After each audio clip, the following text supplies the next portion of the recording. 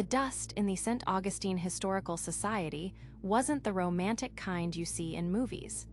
It was the gritty, allergenic kind that coated your tongue and clung to the back of your throat. For 3 weeks, this had been my world. A cramped, poorly lit archive room in a forgotten corner of rural Pennsylvania. My name is Leo, and my PhD dissertation on 18th century trade routes was slowly, methodically, draining the life out of me. Each day was a blur of brittle paper, faded ink, and the lingering smell of decay that I was starting to fear I'd never wash out of my clothes. The Society's curator, a man named Mr. Alastair Finch, was a relic himself. He moved with the slow, deliberate shuffle of someone who had long ago made peace with the silence. He'd given me access to a collection of uncatalogued ledgers and personal journals from the town's founding families, a supposed treasure trove that had so far yielded nothing but shipping manifests and farming disputes. I was on the verge of packing it all in, of calling my advisor and admitting this entire research trip was a bust. It was a Tuesday afternoon, the air thick and heavy with the promise of a summer thunderstorm.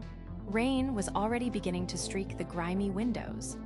I was sifting through a crate of what seemed to be family Bibles and almanacs, the last box on my list. My motivation was gone. I was just going through the motions.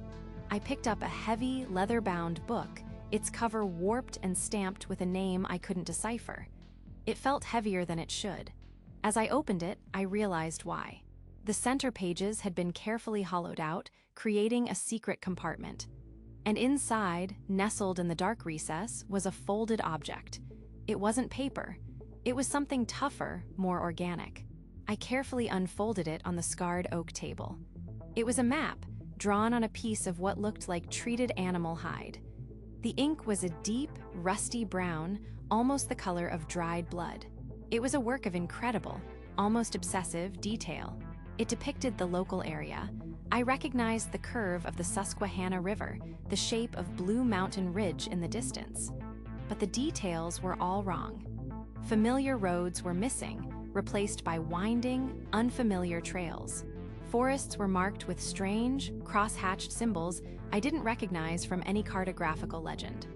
The map was centered on a specific point deep within the state game lands, a notoriously dense and treacherous part of the mountains known locally as the Tangle. At this central point, the artist had drawn a tight, descending spiral, like a whirlpool sucking the landscape into the earth. At the bottom, in shaky, archaic script, were 2 words, "Hic incipit." Here it begins. My academic boredom evaporated, replaced by a jolt of pure, unadulterated curiosity. This wasn't a trade route map. It was something else entirely. Something personal, secretive, and forbidden. I ran my finger over the hide, the texture rough and ancient. Who would make this? And why hide it in a family Bible? A chill, unrelated to the cooling air from the storm, traced its way down my spine. I needed another pair of eyes on it. I carefully refolded the map, slipped it into my jacket pocket, and went looking for Mr. Finch. I found him in the main reading room, meticulously polishing a glass display case containing a set of tarnished silverware. The rhythmic squeak of his cloth was the only sound besides the drumming rain. "Mr. Finch," I began, trying to keep my voice casual. "I found something unusual. I was hoping you might be able to shed some light on it." He turned, his pale eyes blinking slowly. "Unusual is this library's stock in trade, Mr. Hayes. What is it?" I hesitated for a moment, then pulled the map from my pocket and unfolded it on a nearby table. The moment he saw it, the placid, dusty demeanor vanished. His face went rigid. His hand, the one holding the polishing cloth, froze in midair. He stared at the map not with curiosity, but with a kind of dreadful recognition. It was as if I'd placed a coiled snake on the table between us. "Where did you find this?" he asked, his voice a low, strained whisper. It was the most emotion I'd heard from him in 3 weeks. "In an old Bible. In that last crate from the Miller estate." Finch took a half step back, his eyes darting from the map to my face and back again. "Put it away," he said, his voice sharp. "That is not for you. It's not for anyone." "What is it?" I pressed, my heart starting to hammer against my ribs. It looks like a map of the tangle. It's a fool's dream, he snapped, his composure cracking. He dropped the cloth and moved closer, leaning over the table, but deliberately not touching the map. It's a poison drawing, a story to lead good people to bad ends. The Miller boy, the first one, back in the 1890s. He was obsessed with local legends, said there was a place in those mountains the native tribes feared, a place where the ground was wrong, where it swallowed things. He drew maps, went looking for it. What happened to him? Mr. Finch finally met my gaze, and his eyes were dark with a story he clearly didn't want to tell. He went into the tangle with 2 other men. They never came back. A search party found their camp a month later. It was torn to shreds, not by an animal, they said. It was methodical. Their supplies were scattered, their journals ripped to pieces. All except for one page where the boy had written, "It's not a cave, it's a throat." He paused, letting the words hang in the damp air. "Put the map back where you found it, Mr. Hayes. Some histories are better left buried." He turned and walked away without another word, leaving me alone in the cavernous room with the drumming rain and the impossible object on the table. His warning should have terrified me. It should have been enough to make me slide the map back into its hollowed-out tomb and forget I ever saw it. But it did the opposite. Staring down at the hand-drawn spiral, at the words, "Here it begins," I felt a thrill that my dusty ledgers could never provide. This was real history, a story that wasn't written down in any official record, a mystery that was waiting in the wilderness just a few miles away. In that moment, standing in the gloom of the dying day, I knew I wasn't going to put it back. I had to know where the path led. The drive back to my cramped off-campus apartment was a blur. The yellowed map sat on the passenger seat, a silent, accusing presence. Mr. Finch's words, thin and reedy with age, echoed in my ears. Poison drawing. Back in the sterile quiet of my own space, surrounded by stacks of books on colonial economics, the story felt both absurd and chillingly real. I laid the map on my coffee table, its rough, animal hide texture a stark contrast to the smooth particle board. The ink, faded but defiant, seemed to absorb the light from my cheap IKEA lamp. Hic incipit. Here it begins. My academic instincts, the very ones I'd been cursing for weeks, kicked in. Before I could let the raw, primal fear of Finch's story take root, I needed data. I needed context. I fired up my laptop, the fan whirring to life in the silence. For hours, I fell down a digital rabbit hole. My search terms evolved from the general to the specific. The Tangle, Pennsylvania folklore, missing person scent, Augustine County, 1890s expeditions, Pennsylvania wilderness. The initial results were predictable. Hiker forums warning of deceptive trails and sudden weather changes. State park websites with bold-lettered advisories about black bears and rattlesnakes. The usual, tangible dangers. But I dug deeper, accessing the university's academic search portals and digitized newspaper archives. That's when I found it. An October 1893 edition of the St. Augustine County Chronicle. The headline was small, buried on page 3, "Tragedy in the Tangle, Prospector and Party Lost." The article was brief. 3 men, led by a Mr. Elias Thorne, a known local prospector, had ventured into the woods and never returned. It mentioned his companions were an out-of-state cartographer and a hired guide. The official conclusion from the county sheriff, after a search party found their ravaged campsite, was exposure complicated by a likely bear attack. It was all so neat, so tidy, almost too tidy. But one sentence, a direct quote from the sheriff, snagged on my brain. The remains of their camp were found in a state of disarray that I can only describe as unnatural. Unnatural. The word hung there, undefined and ominous. It was the same dissonant note from Finch's story. The official report said one thing, but the gut feeling of the man on the scene said another. I kept digging. I found 2 other cases. A lone hiker, a college student from Pittsburgh, who went missing in 1978. His car was found at a trailhead bordering the Tangle. No trace of him was ever found. Then another, in 2004. A couple on a camping trip. Their tent was found, zipped shut, with their sleeping bags and supplies still inside. Their phones and wallets were there. They were just gone. Both disappearances were in the same northern quadrant of the wilderness that the map seemed to indicate. My heart was hammering against my ribs. This wasn't just one old man's ghost story. This was a pattern, a quiet and terrifying whisper of history repeating itself. My phone buzzed, startling me. The screen lit up with a picture of my sister, Chloe. I let it ring twice before answering, trying to compose my voice. "Hey, stranger," she said, her voice warm and familiar. "Just calling to make sure you haven't been fossilized under a pile of dusty books." "Huh, not yet," I said, forcing a lightness I didn't feel. "Just deep in the research. How's the thrilling epic of 18th century trade routes?" she teased. "Actually," I started, choosing my words carefully, "I'm kind of shifting focus. Found a new primary source. It requires a bit of on-site verification." A pause. "On-site where? Please don't tell me you're finally going into that creepy Tangle place you've talked about." The Tangle was a local legend of its own, the place parents told their kids to avoid. I'd mentioned it to her once as a point of geographical interest. "It's where the history is," I hedged. "It's for the doctorate, Chloe. I'll be fine. I'm a big boy." "Leo, be serious. My friend Sarah's uncle is on the search and rescue team. He says they pull people out of there every year, the lucky ones. Please tell me you're not going alone." Her voice had lost its playful edge, replaced by a sharp blade of genuine concern. "I'll be prepared," I insisted, a wave of guilt washing over me. "I'll have all the gear. GPS, everything. I'll check in, I promise." We said our goodbyes, but her worry lingered in the air.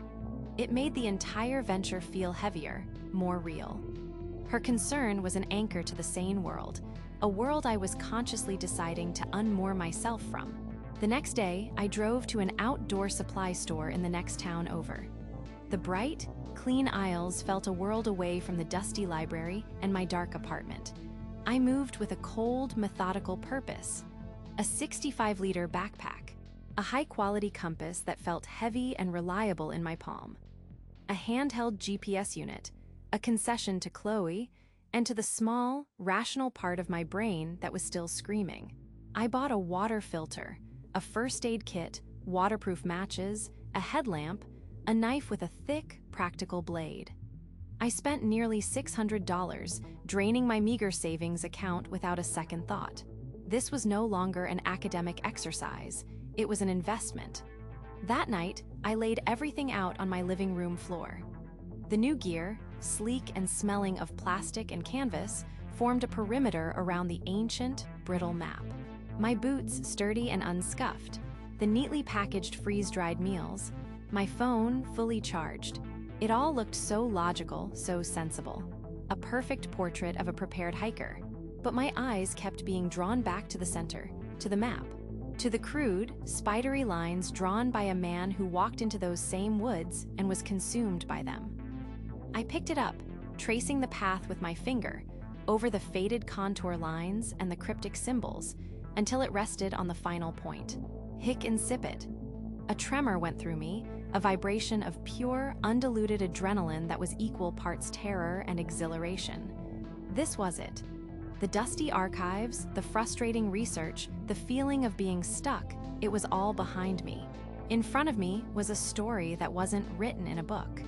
It was waiting in the dirt, under the canopy of a forest that kept its secrets well. I carefully rolled the map, slid it into a waterproof document tube, and packed it deep within the new backpack. I stood up, looked around my small apartment one last time, and switched off the light, plunging the room and my old life into darkness. The drive to the edge of the designated state park was a silent, gray affair.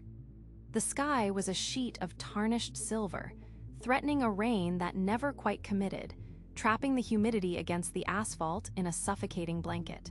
It was early, the dawn barely a suggestion in the east, but the air was already thick and heavy. Leo drove his beat-up sedan with the windows down, the sluggish air doing little to cool his nerves. His meticulously packed gear sat in the passenger seat and the back, a silent testament to the absurdity and gravity of his mission. Each item, the water filter, the high-lumen headlamp, the emergency beacon, felt like both an anchor to reality and a ticket to a place that defied it. He parked in the small, gravel lot at the trailhead, the only car there. A large wooden sign, its green and yellow paint peeling, declared the entrance to the Tanglewood State Forest. Locals had shortened it to the Tangle generations ago, a name that felt more honest. The official map under plexiglass showed a network of well-maintained trails for day hikers and weekend campers. Leo's map, the brittle, wrinkled hide tucked into a waterproof sleeve in his pack, showed something else entirely. It began where these public trails ended. Slinging the heavy pack over his shoulders, he adjusted the straps, the weight of familiar but daunting pressure. He took a long drink from his water bottle, the cool liquid a brief reprieve from the oppressive air. A final check, GPS on, synced and tracking. Phone off, stowed away. It was useless out here anyway. And he didn't want the temptation of a connection to a world he was deliberately leaving behind. He looked one last time at the empty parking lot, the road leading back to Reason, and then turned and walked past the sign, the crunch of his boots on the gravel giving way to the soft, damp earth of the forest floor. The first couple of miles were deceptively pleasant, following a marked path. The woods were alive with the morning chorus of birds and the rustle of squirrels. But as his GPS indicated the turnoff point, the forest changed character. The official trail veered east. Leo's path went north, into a wall of vegetation that looked untouched by human hands. He pushed aside a curtain of thick ferns, their spores dusting his arms, and stepped into the tangle proper. Immediately, the world grew dimmer. The canopy of ancient oaks, maples, and pines was so dense that it blotted out the overcast sky, casting the forest floor in a perpetual twilight. The air grew still and thick, saturated with the smell of decay and wet soil. The sounds of birds faded, replaced by the drone of insects and an unnerving silence that seemed to press in on him. Every snapped twig under his boots sounded like a gunshot in the stillness. He navigated by a tense rhythm, glancing from the leather map to the glowing screen of his GPS. The map maker from the 1890s had used landmarks: a uniquely split boulder, a creek that bent like a serpent, a stand of skeletal, long-dead trees. Incredibly, they were still there. The boulder, covered in moss, sat exactly where the map said it would. The creek still snaked through the undergrowth. Leo felt a thrill of discovery mixed with a cold spike of dread. This wasn't just a fantasy. It was a real, charted path to a place no one was meant to go. The hours bled into one another. The humidity soaked his shirt and dripped from his brow. His muscles began to ache with the strain of navigating the uneven, root-snarled ground. The psychological toll was worse. The isolation was absolute. He hadn't seen a single sign of another person since leaving the main trail. The feeling of being watched, a primal instinct he dismissed in the city as paranoia, was a constant companion here. He'd pause, straining his ears, and hear nothing but the thumping of his own heart. He thought of Chloe's worried voice on the phone, the forced lightness in his own tone as he'd promised to be safe. He thought of Mr. Finch's pale, grim face, his story of the vanished cartographer. The warnings that had felt like academic curiosities in the sterile quiet of the library now echoed in his mind with terrifying clarity. He was walking in a dead man's footsteps. Late in the afternoon, as his focus began to waver from fatigue, he saw it. The map indicated he should look for a scarred beach. He'd been scanning the trees for an hour, looking for lightning damage or an animal marking. But this was different. On the smooth, gray bark of a massive beech tree just off his path was a carving. It wasn't initials or a date. It was a symbol, a circle with a vertical line bisecting the lower half. It was weathered, the edges softened by decades of exposure, but it was unmistakably man-made. And it was the exact same symbol drawn on his map next to the landmark. Leo's breath caught in his throat. He ran a trembling hand over the rough edges of the carving. It was real. The map maker had been here. He had marked his path. This wasn't a trail of breadcrumbs. It was a series of deliberate warnings, or invitations. He couldn't tell which was worse. The academic detachment that had propelled him this far shattered, replaced by a raw, visceral fear. This wasn't a historical puzzle anymore. It was a present and unfolding danger. The sun, which he could only sense by a slight lightening of the canopy far above, was beginning its descent. He knew he had to make camp.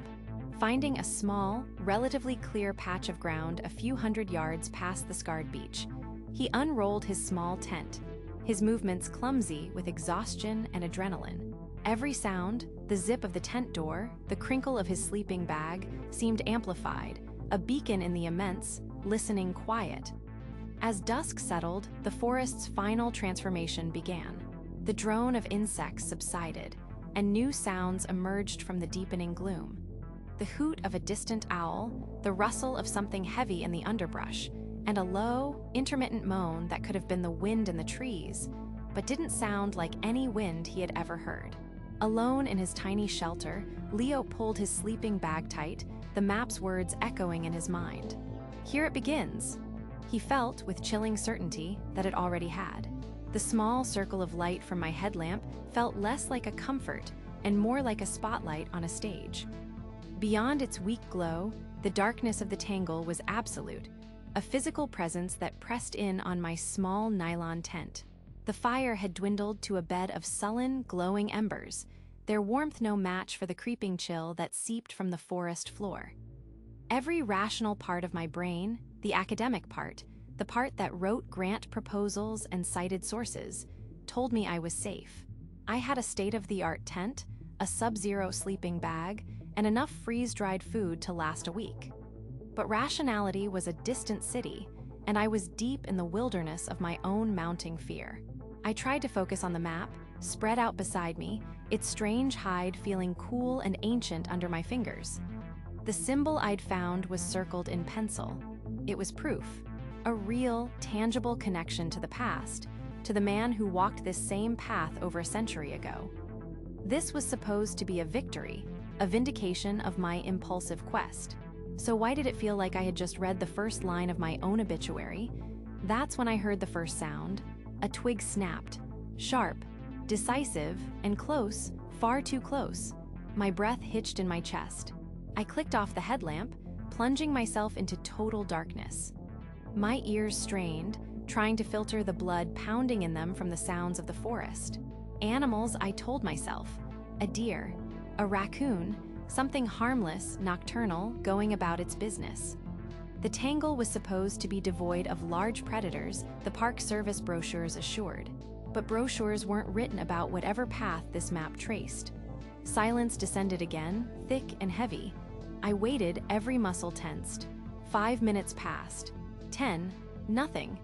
I was just starting to let out a slow, controlled breath when the second sound came. It wasn't a snap this time. It was a slow, dragging scrape. The sound of something heavy, something inorganic, being pulled across the rocky, root-choked ground. SCRRIAP. Pause. SCRRIAP. It was rhythmic, deliberate, and utterly alien to the natural sounds of the woods. It was the sound of labor, of effort. My heart hammered against my ribs, a frantic prisoner. Animals didn't make that sound. The image of the mapmaker's final journal entry flooded my mind. The ground remembers. It does not forget. What did that mean? I fumbled for the small canister of bear spray, my fingers clumsy and slick with sweat. The scraping continued for another minute, seeming to move in a slow arc around the edge of my campsite, just beyond the dying firelight, before it stopped as abruptly as it began. The silence that followed was worse. It was a waiting silence, an expectant one. I sat there for what felt like hours, motionless in my sleeping bag, clutching the cold metal of the bear spray can. My academic curiosity had completely evaporated, replaced by a primal, gut-wrenching terror. This wasn't a historical mystery anymore. This was a threat. I was an intruder here, and something in the darkness was letting me know it. Exhaustion eventually won a battle of attrition against my fear. I must have drifted off because the tent walls dissolved and I was somewhere else entirely.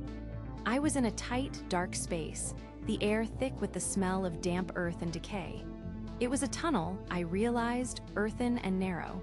I was crawling. The dragging, scraping sound was here, too, right behind me. I didn't dare look back. Ahead, a faint, flickering light cast long, dancing shadows. I crawled toward it, my hands sinking into the cold, wet soil.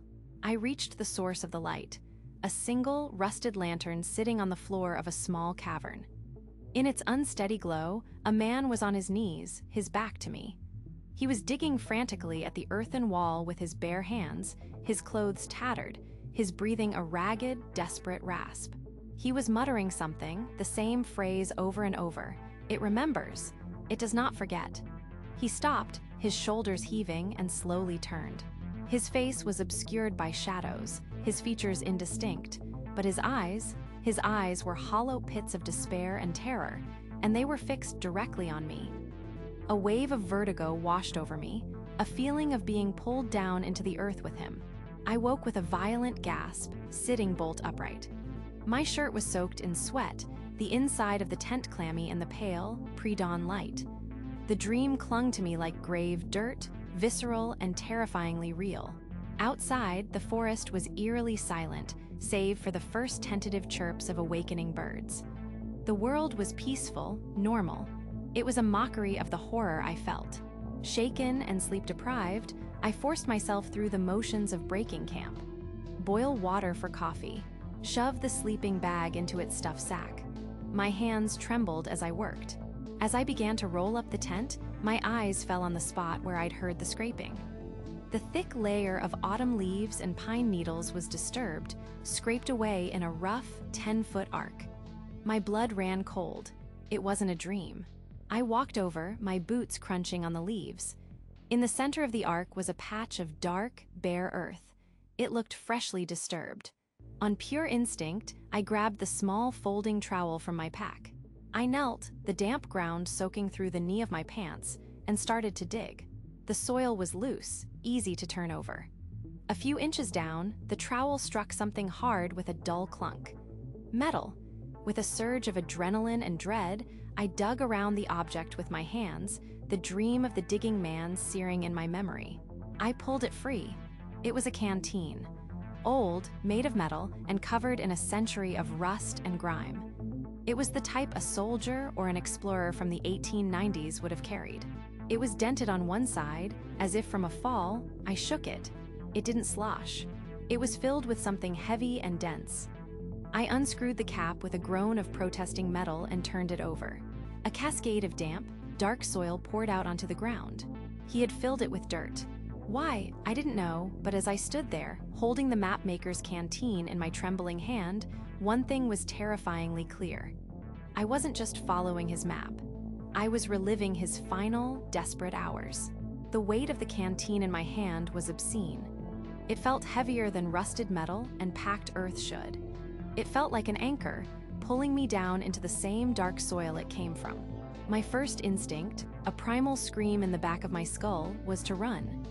To drop everything, the map, the pack, this cursed relic, and sprint back the way I came, not stopping until I saw asphalt and streetlights. The scraping sounds from the night, the nightmare of the frantic, digging man, it wasn't just a bad dream.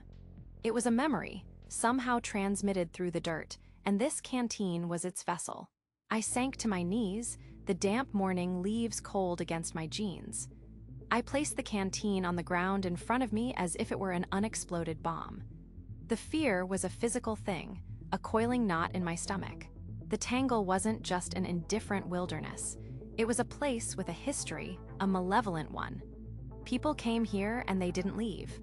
They were consumed, and maybe, in their final moments, they tried to leave warnings for the next poor soul. Warnings made of dirt. I pulled out the map. The brittle hide felt different now, charged with a sinister energy. My finger traced the path I'd taken, then the path that still lay ahead. It led deeper, into a part of the topography marked with tightly clustered contour lines, indicating a steep and sudden drop in elevation, a ravine or a small canyon. The rational part of my brain, the part that wrote research proposals and paid rent on time, was pleading with me. Go home, Leo. This isn't an academic paper. This is real. Chloe's worried voice echoed in my head. What would she think if she saw me now, kneeling in the dirt, talking to myself, holding a dead man's canteen. But the historian in me, the part that drove me into the dusty archives in the first place, was a stubborn, insidious voice. It whispered, "You can't stop now. You're closer than anyone has been in over a century." What did he find? Why fill a canteen with dirt? The ground remembers. What does it remember? The questions were a hook, and they were lodged deep. Turning back now would mean living with the not knowing for the rest of my life. It would be its own kind of haunting. My decision felt less like a choice and more like a surrender. I wasn't an academic anymore. Mr. Finch's warning had been right. I was following in the mapmaker's footsteps in more ways than one. I was becoming an obsessive. With a deep, shuddering breath, I emptied the dirt from the canteen, watching it mix with the dark soil of the forest floor. It felt like a grim pact. I screwed the cap back on, attached the empty relic to my pack, and stood up. I was going forward. The character of the forest began to change within the hour. The relatively open woods gave way to a landscape that felt broken and angry. The ground fell away sharply into a narrow, winding gorge, its walls made of jagged, moss-slick rock. The path on the map wasn't a trail anymore. It was a suggestion, a dangerous route through a natural obstacle course. The air grew cooler, the sunlight struggling to pierce the canopy and the high rock walls. The world shrank to a claustrophobic corridor of stone and shadow. Progress was brutal. I was constantly scrambling over fallen, rotting logs and squeezing between massive boulders that had calved from the gorge walls long ago. The silence was different here, heavier. My own ragged breaths and the scrape of my boots on rock were the only sounds, and they echoed unnervingly. Every dark crevice, every shadowed overhang seemed to watch me. I felt a growing, paranoid certainty that I was being funneled toward something. The gorge wasn't just a feature of the landscape. It was part of the map's design, a way to isolate and break whoever walked it. Late in the afternoon, exhausted and soaked with sweat, I found a small alcove, a slightly wider section of the gorge floor sheltered by a massive rock overhang. It looked like a natural place to rest, out of the wind and hidden from view. As I sat down, leaning my pack against the rock wall, my hand brushed against a loose stone at the base. It shifted. Curiosity, my constant companion and tormentor, took over. I pried the stone away. Behind it, nestled in a small, dry hollow, was a bundle wrapped in dark, oiled canvas. My heart hammered against my ribs. My fingers trembled as I lifted it out. It was small, no bigger than my palm, and tied with a leather thong that had gone stiff with age. I carefully unwrapped the canvas, its surface cracking under the pressure. Inside was what looked like the torn-out signature of a small journal, a few pages folded together, their leather binding still attached. They were miraculously preserved from the damp, though the edges were water-stained and brown. I unfolded them with the delicacy of a bomb disposal expert. Most of the writing was ruined, a morass of blurred ink. But one page was horribly, starkly clear. It wasn't filled with words, but with drawings. The symbol from the tree was there, sketched over and over again, a frantic, obsessive pattern. The lines were dug into the paper, a testament to the pressure of the pencil or charcoal stick that drew them. They spiraled inward, a vortex of wood grain patterns and jagged lines, all converging on the center of the page. And in that center, in a space left clear, were 5 words, written in a shaky, desperate hand. They weren't a description or a location. They were a revelation of pure, unadulterated terror. It's not a place, it's a hunger. The vellum fragment felt impossibly heavy in my hand. It's not a place, it's a hunger. The words didn't just sit on the page. They vibrated, sending a cold, sickening tremor up my arm. My carefully constructed academic quest, my search for a tangible historical anomaly, shattered into a million pieces. The map wasn't a guide to a location. It was a diagram of a disease, a chronicle of a mind being devoured from the inside out. The hell the mapmaker sought wasn't under the earth, it was inside his own skull. And I had been following his every footstep. A dry, choked laugh escaped my lips. It was the sound of a man on the edge. I looked at my own hands, half expecting to see them shaking as violently as the handwriting in the journal. They were steady, but the stillness was a lie. Inside, my nerves were a tangled, screaming knot. The hunger. I suddenly felt it, a gnawing emptiness in my gut that had nothing to do with food. It was a craving for conclusion, for an answer that would make this whole ordeal make sense. It was the same pull that must have dragged the mapmaker to his doom. I tucked the fragment carefully into my pack next to the dirt-filled canteen. Evidence of a shared madness. There was no longer a question of turning back. Turning back meant living with this unresolved hunger for the rest of my life, letting it fester in the quiet moments. I had to see the X. I had to stand at the epicenter of his obsession, if only to prove to myself that I could walk away from it. The final leg of the journey was a descent into a deeper, more primal part of the tangle. The gorge walls closed in, the strip of sky above shrinking to a pale, indifferent ribbon. The air grew thick and damp, carrying the scent of decay and wet stone. Every step was deliberate, my boots crunching on loose scree. The silence was absolute, broken only by my own ragged breathing and the frantic pounding of my heart. I was no longer a researcher. I was a pilgrim on a cursed path. That night, the scraping sounds returned, or did they? I lay perfectly still in my tent, my ears straining. It was a faint, rhythmic rasp, like stone on stone. Scrap. Pause. Scrap. Was it real? Or was it the echo of the mapmaker's frantic digging, now permanently etched into my memory from the nightmare? I squeezed my eyes shut, trying to isolate the sound, to pin it to a source. A branch against the tent? An animal? But it felt too deliberate, too human. The ambiguity was worse than certainty. The hunger wasn't just for answers anymore, it was for sanity. I craved a solid truth to hold onto in this shifting reality. I didn't sleep. When the gray light of dawn finally filtered through the nylon, I packed my camp with trembling, clumsy fingers. Exhaustion was a physical weight on my shoulders, and my thoughts felt slow and syrupy. I consulted the map one last time. The X was close, frighteningly close. The final landmark was a distinctive, gnarled dead tree, its branches like skeletal fingers clawing at the sky. It stood at the entrance to a small, natural amphitheater of rock. And there, at the base of the far cliff wall, was the destination. My heart hammered against my ribs, a wild bird trapped in a cage. I had expected, I don't know what I'd expected. A fissure breathing sulfur, an altar, a gaping maw leading to some subterranean nightmare. What I found was far more mundane and infinitely more terrifying. It was a mine entrance, or what was left of one.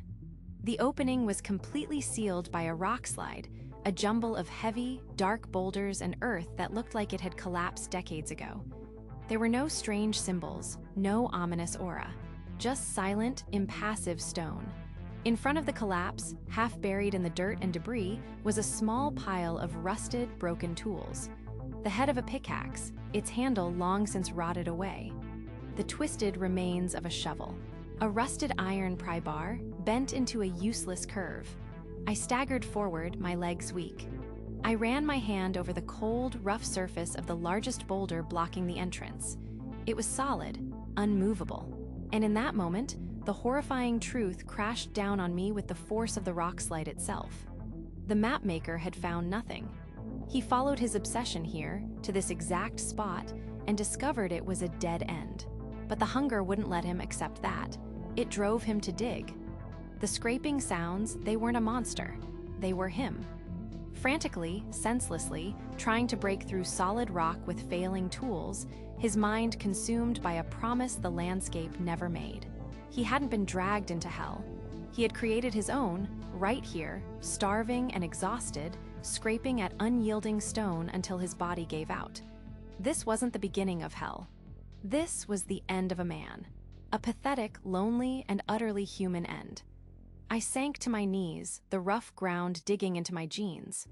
The hunger inside me, the desperate need for a profound discovery, evaporated, replaced by a vast, hollow emptiness. I looked at the broken tools, then at my own hands. I had followed him. I had felt the same pull. How close was I to the same end? The silence of the tangle no longer felt oppressive. It felt like a verdict. I was alone, at the finish line of a dead man's madness, with the chilling realization that the most dangerous thing in this wilderness wasn't a place or a creature, but the simple, terrifying capacity of the human mind to devour itself. The air Leo dragged into his lungs was thin and tasted of dust and defeat. He was on his knees, staring at the meaningless pile of rocks that marked the end of the mapmaker's life. The broken pickaxe, the splintered shovel handle, they weren't relics of a grand mystery, but the pathetic tombstones of a man who had dug his own grave, consumed by a hunger for something that was never there. A horrifying, soul-shaking pity washed over him, followed by a wave of revulsion. It wasn't pity for the mapmaker, it was terror for himself. He saw his own reflection in that obsessive, futile end. Scrambling backward, his hands scraping against stone, Leo got to his feet. He didn't look back. The X was no longer a destination. It was a disease, and he had to get away from it before the infection was terminal. He turned and plunged back into the woods, his compass now his only guide. The journey in had been driven by a burning curiosity. The journey out was a desperate, panicked retreat. The tangle seemed to fight him with a new malevolence. Thorns that had merely scratched him on the way and now tore at his clothes and skin like deliberate claws. The oppressive silence was now filled with phantom sounds. In the rustle of leaves, he heard the frantic whisper of the journal, "It's a hunger." In the groan of a swaying tree, he heard the thunk scrape of a pickaxe on stone, an echo of madness that followed him. He had to keep repeating to himself, "It's not real. He's gone. It's over." His body was failing. His water was nearly gone, and the last of his energy bars tasted like ash in his mouth. The physical hunger was a dull, aching counterpoint to the psychological one he was trying to outrun. As dusk began to bleed through the canopy, painting the woods in shades of bruised purple and gray, his foot caught on a gnarled root. He fell hard, his head striking the ground with a sickening thud. Pain flared in his ankle, sharp and immediate.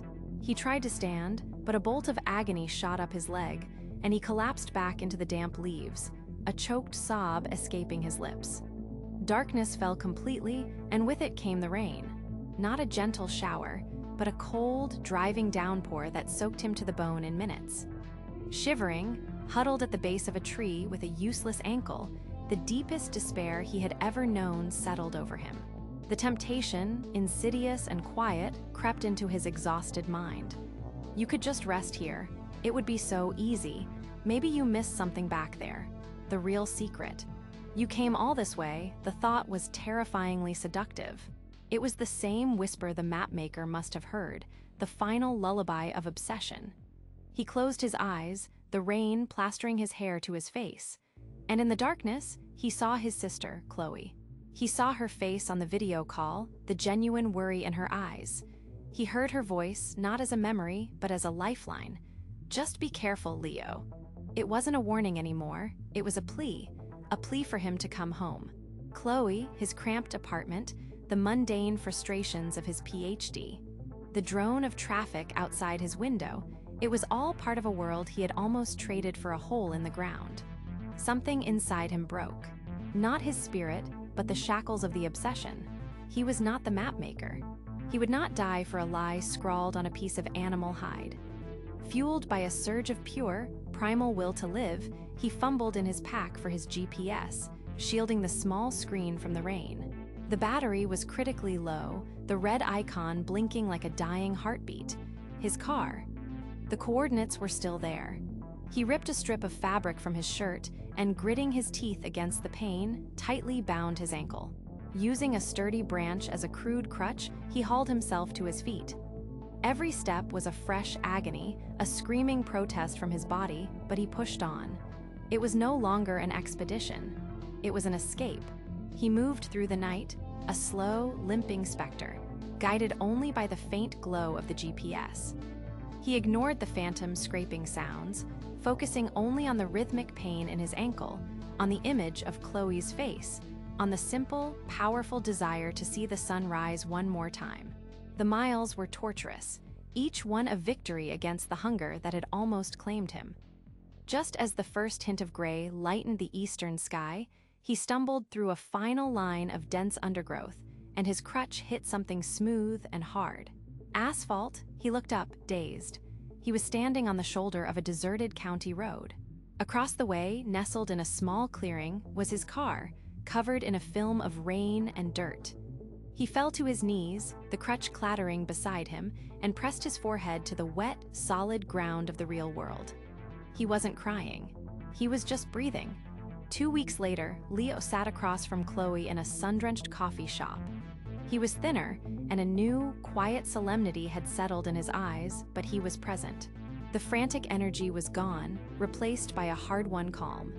He didn't tell her everything. How could he explain that he had gone to find hell and discovered it was a mirror? But he told her enough. He told her he had been lost, and now he was found. She simply reached across the table and squeezed his hand, her unspoken relief more eloquent than any words. The next day, he walked into the university library. Mr. Finch was at his desk, and he looked up as Leo approached, his eyes full of questions he didn't ask. "May I see it one last time?" Leo asked, his voice steady. Finch nodded silently and retrieved the old book. Leo took the map of the tangle, its hide feeling brittle and dead in his hands. He didn't study the path. He didn't look at the X. He folded it carefully, put it in his pocket, and walked out of the library, past the hushed stacks of books filled with knowable things. Behind the building, he found a small, secluded courtyard. He took out a lighter. With a flick of his thumb, a small flame appeared, bright and clean against the afternoon air. He held it to the corner of the map. The ancient hide curled, blackened, and then caught fire. He watched as the path, the symbols, and the inscription, "Here it begins," were consumed, turning into a flake of black ash that the wind caught and scattered into nothing. The hunger, starved of its purpose, was finally gone. He turned and walked away, not looking back, feeling the warmth of the sun on his face.